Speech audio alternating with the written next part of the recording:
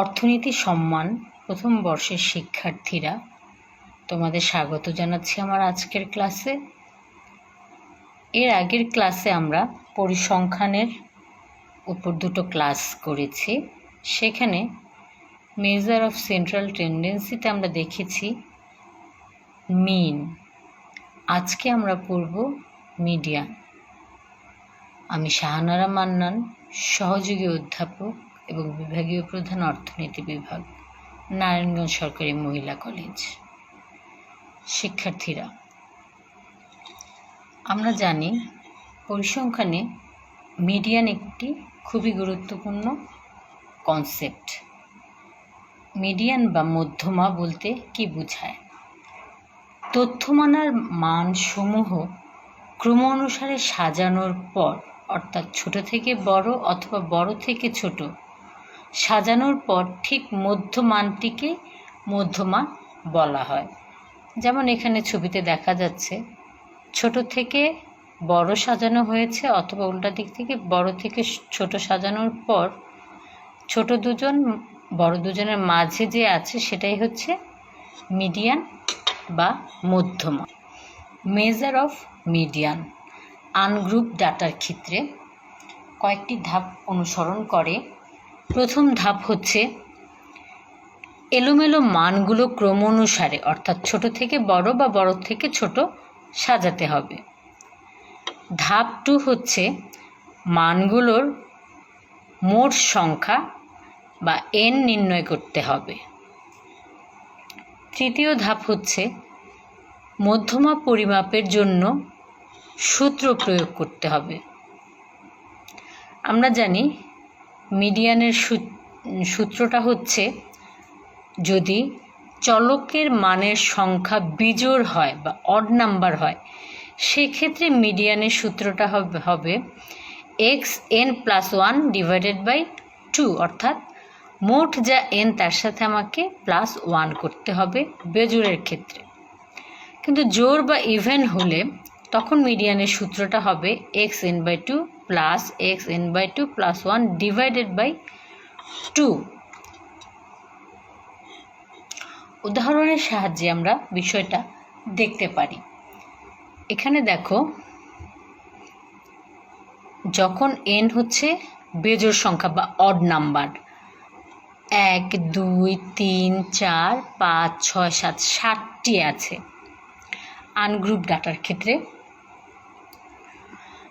7টি সংখ্যা আছে। এখন আমরা জানি মিডিয়ানের যদি বেজোড় সংখ্যা হয় বা অড নাম্বার হয়, তাহলে মিডিয়ানের সূত্রটা হচ্ছে xn+1 ডিভাইডেড বাই 2, অর্থাৎ এখানে কয়টি আছে?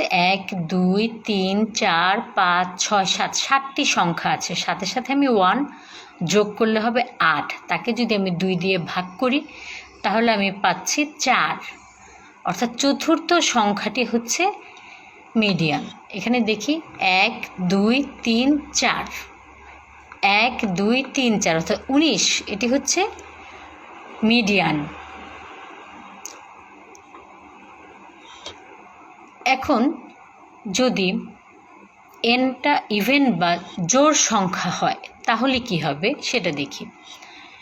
1 2 3 4 5 6 7 8, n হচ্ছে জোড় সংখ্যা 8টি। অতএব আমরা এখানে সেই সূত্রটা ব্যবহার করতে পারি xn প্লাস xn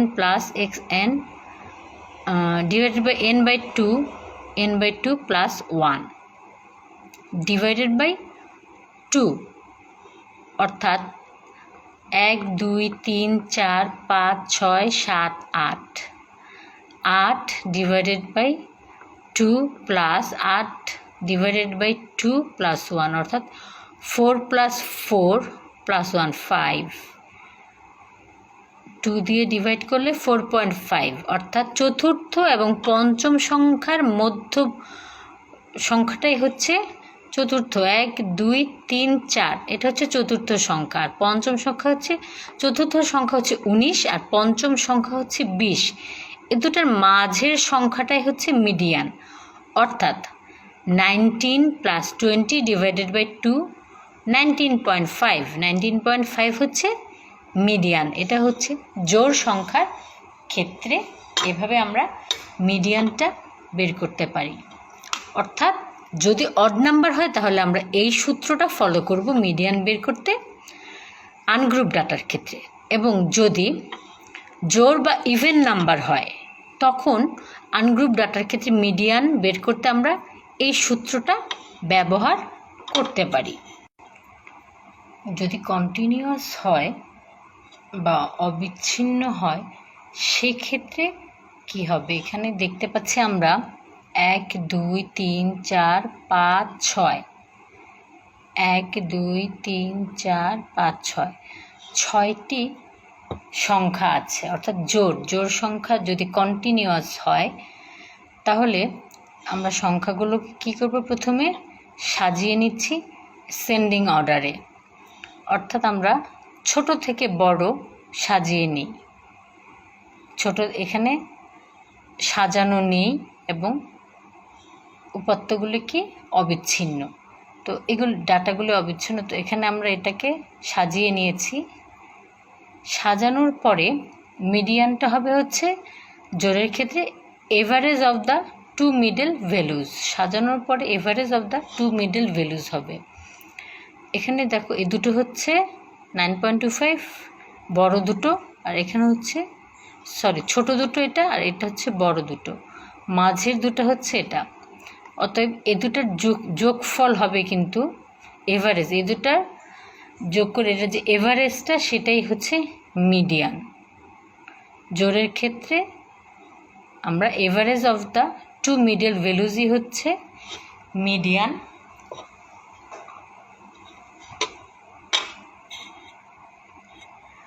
এখন আমরা দেখব গ্রুপ ডাটার ক্ষেত্রে যদি ডিসক্রিট বা বিচ্ছিন্ন হয় তাহলে ধাপগুলো কি হবে। প্রথমত এলোমেলো মানগুলোকে ক্রম অনুসারে ছোট থেকে বড় বা বড় থেকে ছোট যে কোনোভাবে সাজাতে হবে প্রথমে। দ্বিতীয় ধাপ হচ্ছে ক্রমযোজিত গণসংখ্যা নির্ণয় করতে হবে। ক্রমযোজিত গণসংখ্যা CF। তৃতীয় ধাপ হচ্ছে অগুচ্ছ উপাত্তের মতো সূত্র প্রয়োগ করে মধ্যমা পরিমাপ করতে হবে।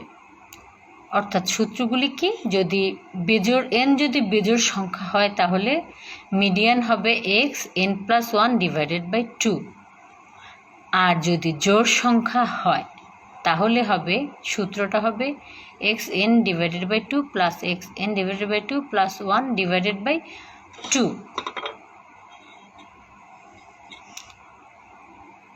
অর্থাৎ মিডিয়ান গ্রুপ ডাটার ক্ষেত্রে যদি বিচ্ছিন্ন হয় ডাটাটা বা উপাত্তটা যদি বিচ্ছিন্ন হয় তখন আমরা এই দুটো সূত্র ফলো করব, এটা আমরা আগেও দেখেছি। এখন আমরা দেখব যদি কন্টিনিউয়াস সিরিজ হয় সেই ক্ষেত্রে measure of median of group data কিন্তু কন্টিনিউয়াস সিরিজ, সেই ক্ষেত্রে সূত্রটা কি হবে বা প্রসিডিউরটা কি হবে। প্রথমত আমরা শ্রেণী ব্যবধান বা ক্লাস ইন্টারভেল, গণসংখ্যা, ফ্রিকোয়েন্সি এবং গণসংখ্যার শিরোনামে একটি সারণী তৈরি করতে হবে। দ্বিতীয় ধাপ হচ্ছে মধ্যমা শ্রেণী নির্ণয় করতে হবে। মোট গণসংখ্যাকে 2 দ্বারা ভাগ করে যে ভাগফল পাওয়া যাবে তা ক্রমযোজিত গণসংখ্যায় অবস্থান করে সেই শ্রেণী হবে মধ্যমা শ্রেণী। কিভাবে আমরা মধ্যমা শ্রেণী বা ক্লাস ইন্টারভেলটা বের করব সেটা হচ্ছে মোট গণসংখ্যাকে 2 দ্বারা ভাগ করে যে ভাগফল পাওয়া যাবে তা যে ক্রমযোজিত গণসংখ্যায় অবস্থান করে সেই শ্রেণী হবে মধ্যমা শ্রেণী। উদাহরণের মাধ্যমে যখন আমরা দেখব তখন বিষয়টা সহজ হবে। তৃতীয়ত ধাপ হচ্ছে সূত্র প্রয়োগ করে মধ্যমা নির্ণয় করতে হবে। সূত্রটা কি?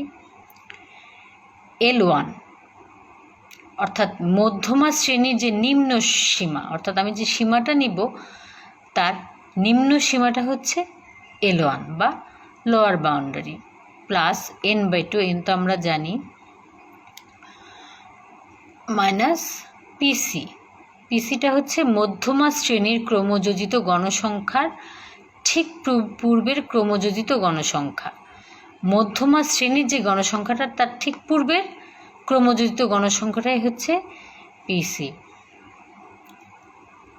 এফ মিডিয়ান, এটা হচ্ছে মধ্যমা শ্রেণীর যে গণসংখ্যা সেটি, এবং সি হচ্ছে শ্রেণী ব্যবধান। আমরা সূত্রটা মুখস্থ করব, এরপরে যখন উদাহরণ দিয়ে দেখব তখন বিষয়টা আমাদের কাছে কঠিন মনে হবে না, আমরা সহজেই পেরে যাব।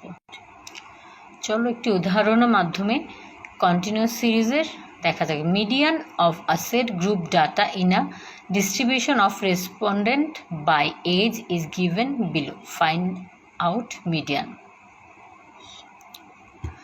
এজ গ্রুপটা হচ্ছে 0 থেকে 20, 20 থেকে 40, 40 থেকে 60, 60 থেকে 80, 80 থেকে 100, এটা হচ্ছে এজ গ্রুপ। এখন ফ্রিকোয়েন্সিটা কি আছে? 15, 32, 54, 30, 19, তাহলে এন হচ্ছে কত? এটার যোগফলটাই হচ্ছে এন, 150 হচ্ছে এন। এখানে দেখো মধ্যমা শ্রেণীর নিম্ন সীমা হচ্ছে L1টা হচ্ছে মধ্যমা শ্রেণীর নিম্ন সীমা, এন হচ্ছে তথ্যের মোট সংখ্যা অর্থাৎ 150। পিসি কোথাও কোথাও এফসিও লেখা থাকে, এটা হচ্ছে মধ্যমা শ্রেণীর পূর্ববর্তী শ্রেণীর ক্রমযোজিত গণসংখ্যা। 15, 32, 15, 47, 47, 54, 101 হয়, 101, 30, 131, 131, 19, 150, অর্থাৎ মধ্যমা শ্রেণীর পূর্ববর্তী শ্রেণীর ক্রমযোজিত গণসংখ্যা। আর এফ মিডিয়ানটা হচ্ছে মধ্যমা শ্রেণীর ব্যাপ্তি, এটা হচ্ছে মধ্যমা শ্রেণীর ব্যাপ্তি। তাহলে এখানে দেখা যাচ্ছে যে n/2 অর্থাৎ 150 ডিভাইডেড বাই 2 হচ্ছে 75। এখানে দেখো L1টা হচ্ছে কত? মিডিয়ানের সর্বনিম্ন যে সংখ্যাটা সেটা হচ্ছে 40, এটা হচ্ছে এখানে দুটো, এটা হচ্ছে মধ্যমা শ্রেণী। এখন এখানে আমরা দেখতে পাচ্ছি যে L1টা হচ্ছে কত? এটার সর্বনিম্ন সংখ্যা অর্থাৎ 40, L1টা হচ্ছে কত? 40। n/2 আমরা n/2 বের করেছি কত? 75, তাহলে এখানে 75 মাইনাস পিসি। পিসিটা কি? মধ্যমা শ্রেণীর পূর্ববর্তী শ্রেণীর ক্রমযোজিত গণসংখ্যা, মধ্যমা শ্রেণীর পূর্ববর্তী শ্রেণীর ক্রমযোজিত গণসংখ্যা অর্থাৎ এটা 47। এবং এফ মিডিয়ানটা কি? এফ মধ্যমা শ্রেণীর গণসংখ্যা কত? 54, মধ্যমা শ্রেণীর গণসংখ্যা হচ্ছে 54 ইন্টু সি বা ক্লাস ইন্টারভেল হচ্ছে কত? 20, 0 থেকে 20-তে 20, 20 থেকে 40-তে 20, অর্থাৎ ক্লাস ইন্টারভেল হচ্ছে 20। তো এটাকে যদি আমরা ক্যালকুলেট করি তাহলে পাচ্ছি কত? 50.37। অর্থাৎ এই সূত্রটা দিয়ে আমরা যখন গ্রুপ ডাটাটা কন্টিনিউয়াস হয় সেক্ষেত্রে আমরা এই সূত্রটা ব্যবহার করব। শিক্ষার্থীরা এভাবেই আমরা গ্রুপ ডাটা, আনগ্রুপ ডাটা ক্ষেত্রে বিচ্ছিন্ন বা অবিচ্ছিন্ন তথ্য, অবিচ্ছিন্ন ডাটার ক্ষেত্রে সূত্রের মাধ্যমে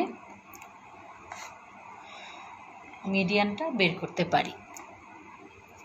চলো এখন প্রচুরকটা কি সেটা দেখা যাক। প্রচুরক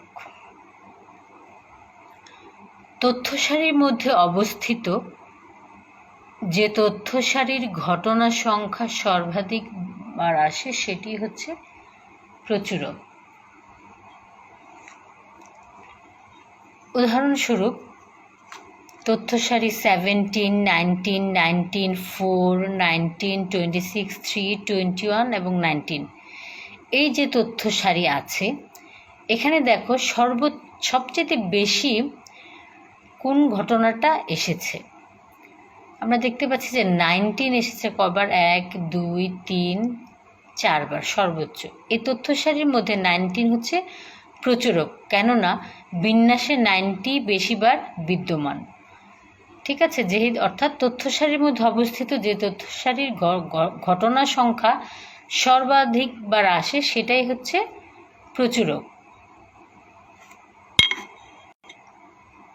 এখানে দেখা যাচ্ছে যে 155, 155, 158, 164, 168, এখানে 155 সর্বোচ্চবার এসেছে, কাজেই এখানে প্রচুরকটা হবে কি 155। কিন্তু এখানে যদি আমরা মিডিয়ান বের করতে যাই তাহলে মিডিয়ান কি হবে, এই দুটো হচ্ছে মিনিমামের দিক থেকে, এই দুটো হচ্ছে ম্যাক্সিমামের দিক থেকে, তাহলে মাঝে হচ্ছে এটা, অতএব 158 হচ্ছে কি এখানে, এটা হচ্ছে মিডিয়ান।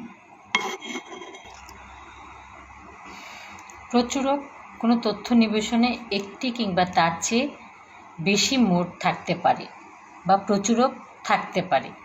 যে তথ্য নিবেশনে একটি মাত্র মোড বা প্রচুরক থাকে তাকে বলা হয় একক মোড বিশিষ্ট গণসংখ্যা নিবেশন বা ইউনিমোডাল। অর্থাৎ কোনো তথ্য উপাত্তের বণ্টনে একটি প্রচুরক থাকে তাকে ইউনিমোডাল বা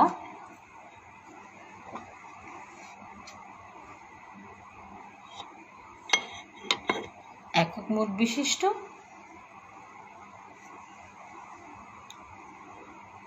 গণসংখ্যা নিবেশন।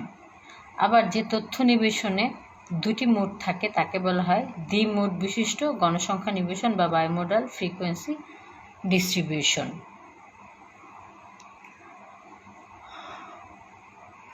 দেখো, কোনো তথ্য উপাত্তের বণ্টনে দুটি প্রচুরক থাকলে তাকে বাইমোডাল বলে। কোনো তথ্য উপাত্তের বণ্টনে যদি তিনটি প্রচুরক থাকে তাহলে সেটাকে বলা হবে ট্রাইমোডাল। আর যদি কোনো তথ্য উপাত্তের বণ্টনে দুয়ের অধিক প্রচুরক থাকে তাহলে সেটাকে বলা হচ্ছে মাল্টিমোডাল বলা হয়। অগুচ্ছ উপাত্তের প্রচুরক পরিমাপ।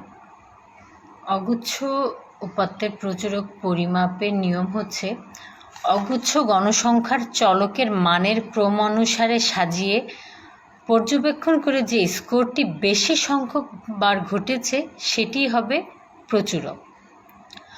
প্রদত্ত উপাত্তে প্রতিটি মান যদি ভিন্ন ভিন্ন হয়, তাহলে যদি রিপিট না হয়, প্রত্যেকটা আলাদা হয়, তাহলে কি হবে, সর্বোচ্চ মান যেটি হবে সেটি হবে প্রচুরক। অর্থাৎ সেক্ষেত্রে আমরা সর্বোচ্চ মানটাকে প্রচুরক ধরে। বিষয়টা আমরা উদাহরণের মাধ্যমে দেখতে পারি। এখানে প্রবলেম 1 হচ্ছে the exam scores for 10 students আর 10 জন শিক্ষার্থীর পরীক্ষায় নম্বর পেয়েছে কত, 81, 93, 84, 75, 68, 87, 81, 75, 81, 87। এখানে দেখো যে 81 সংখ্যাটা কয়েকবার এসেছে, একবার, দুবার, তিনবার এসেছে 81, আর 87 এসেছে দুবার, অর্থাৎ 81 এসেছে সর্বোচ্চ বার। কাজেই মানগুলি এখানে আমরা বলতে পারি যে গণসংখ্যা নিবেশনের প্রচুরক হবে কত, 81, যেহেতু এটা সর্বোচ্চ বার এসেছে, সবচাইতে বেশি বার এসেছে সেই জন্য। কিন্তু যদি এমন হয় যে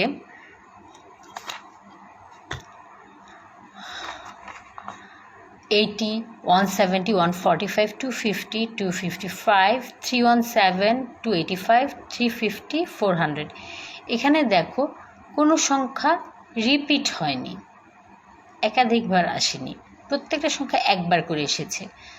তো এই ক্ষেত্রে সর্বোচ্চ সংখ্যাটি হচ্ছে 400। অতএব আমরা বলবো যে এখানে গণসংখ্যা বিন্যাসের প্রচুরক হচ্ছে 400। মেজার অফ মুড বা প্রচুরক পরিমাপ করতে হয় কীভাবে? Methods for continuous group data, অর্থাৎ যদি গ্রুপ ডাটাটা কন্টিনিউয়াস হয় সেক্ষেত্রে কী হবে? প্রথমেই দেখতে হবে যে গণসংখ্যা নিবেশনের যে শ্রেণী ব্যবধান সেটা সমান না অসমান। যদি অসমান হয় তাহলে সমান করে নিম্নলিখিত দুটি ধাপে প্রচুরক নির্ণয় করতে হবে। প্রথম ধাপ হচ্ছে প্রথমেই পর্যবেক্ষণের মাধ্যমে বা দলবদ্ধ পদ্ধতির মাধ্যমে প্রচুরক শ্রেণী নির্ণয় করতে হবে। দ্বিতীয় ধাপ হচ্ছে মুডের সূত্র L plus Δ1 divided by Δ1 plus Δ2 into C সূত্র প্রয়োগ করে প্রচুরক নির্ণয় করতে হবে। এখানে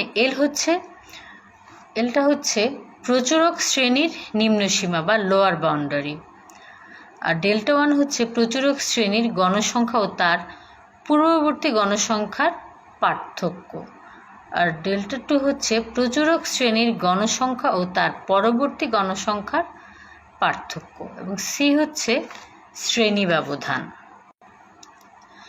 গ্রুপ ডাটা কন্টিনিউয়াস সিরিজের ক্ষেত্রে উদাহরণ আমরা নিচে আলোচনা করেছি। দেখো প্রবলেম, এখানে নিম্নের গণনিবেশনের প্রচুরক নির্ণয় করো। শ্রেণী ব্যাপ্তি হচ্ছে 20 to 25, 25 to 30, 30 to 35, 35 to 40, 40 to 45, 45 to 50, এবং গণসংখ্যা হচ্ছে এটার 5, এর হচ্ছে 12, এটা 15, এটা হচ্ছে 20, 18 এবং 25। এই উপাত্তগুলো যদি আমরা লক্ষ্য করি তাহলে দেখব যে এখানে প্রচুরক বিদ্যমান হচ্ছে এখানে, কারণ এটা হচ্ছে 25, এখানে 5, 12, 15, 20, 18, এর মধ্যে প্রচুরকটা আছে কারণ এখানে গণসংখ্যা সবচেয়ে বেশি। এই প্রচুরক শ্রেণীর পরে কোনো শ্রেণী বা গণসংখ্যা না থাকায় প্রচুরক শ্রেণীর পরের গণসংখ্যাটাকে শূন্য ধরতে হবে, এটা হচ্ছে সর্বশেষ। কাজেই এর পরের সংখ্যাটাকে আমাদেরকে ধরে নিতে হবে শূন্য। তাহলে এল হচ্ছে কি প্রচুরক আছে, এটা এল মানে হচ্ছে লোয়ার বাউন্ডারি বা প্রচুরক শ্রেণীর নিম্নসীমা। এটা এখানে প্রচুরক আছে, এটা নিম্নসীমা হচ্ছে 45, কাজে এল হচ্ছে 45। আর Δ1 হচ্ছে প্রচুরক শ্রেণীর গণসংখ্যা মাইনাস পূর্ববর্তী গণসংখ্যা। প্রচুরক শ্রেণীর গণসংখ্যাটা কত? 25, আর তার পূর্ববর্তী শ্রেণীর গণসংখ্যা হচ্ছে 18। তাহলে কি হবে? 25 মাইনাস 18 ইকুয়াল টু 7। এটা হচ্ছে Δ1 প্রচুরক শ্রেণীর গণসংখ্যা, এবং তার থেকে মাইনাস হবে কি পূর্ববর্তী শ্রেণীর গণসংখ্যা। এটাই হচ্ছে কি চেঞ্জ Δ1, এটা হচ্ছে 7। এবং Δ2 হচ্ছে প্রচুরক শ্রেণীর গণসংখ্যা মাইনাস পরবর্তী গণসংখ্যা। প্রচুরক শ্রেণীর গণসংখ্যা হচ্ছে 25, পরবর্তী গণসংখ্যা আমরা জানি 0, যেহেতু এরপরে কিছু নেই কাজে সেটা আমরা ধরে নিয়েছি 0। তাহলে কি হবে? Δ2 হবে 25 মাইনাস 0 বা 25। আর ক্লাস ইন্টারভেল বা সি হচ্ছে কত? 20 থেকে 25, 5, অর্থাৎ সি হচ্ছে 5। তো এই সংখ্যাগুলি যদি আমরা প্রচুরকের সূত্রে বসাই তাহলে আমরা পাবো কত? 46.06। প্রচুরক হচ্ছে কি এখানে 46। শিক্ষার্থীরা, আশা করি মিন, মিডিয়ান, মোড এখন আর তোমাদের সমস্যা হবে না। সবাইকে ধন্যবাদ। তোমরা ভালো থেকো, সুস্থ থেকো, আবার দেখা হবে।